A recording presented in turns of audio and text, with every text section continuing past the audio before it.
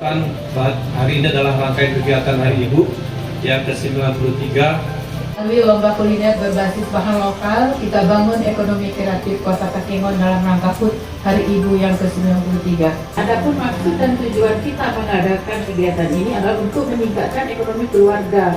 Sebagaimana kita ketahui beberapa tahun kebelakang Aceh Tengah sebagai daerah wisata telah berkembang dengan pesat.